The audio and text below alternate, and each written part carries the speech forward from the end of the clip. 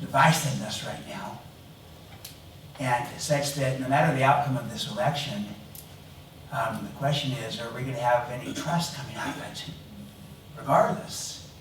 And without trust, it's very hard to do anything. And so that can be a little discouraging. At the same time, let me make this more sunny and optimistic. I think the solution is in this room. And the solution is in the mirror. For each of us, that we've got to ripple affect this from the inside out. Yes, it'd be ideal if we got,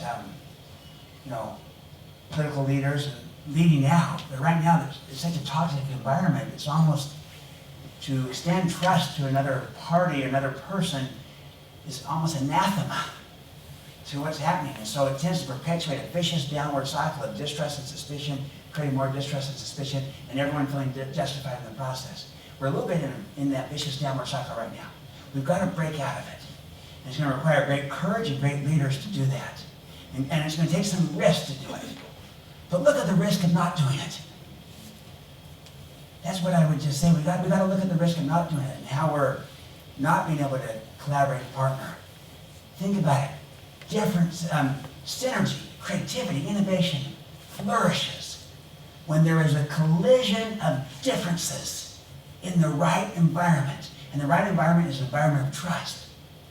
But when there's differences that take place in an environment of distrust, you can get divisiveness and fear and suspicion everywhere. And you can get Republicans and Democrats. Democrats and Republicans, differences, no trust.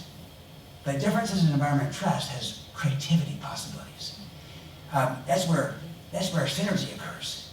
That's where creativity and innovation occurs. When there's a collision of differences in the right environment, an environment of trust. And as Carl Jung said, the psychologist, he said, the greater the contrast, the greater the potential. So we've got to be able to run with our differences, but the key to that is trust. So we've got to do it, but for those that are able to stay, I'm going to talk about how the solution is really inside out. It's got to start with each one of us to help make a difference. So we are impacted by this. It is happening around the world. And then our 24/7 phones and news media reinforces it. And you start to question, can you trust? Can anyone trust anybody?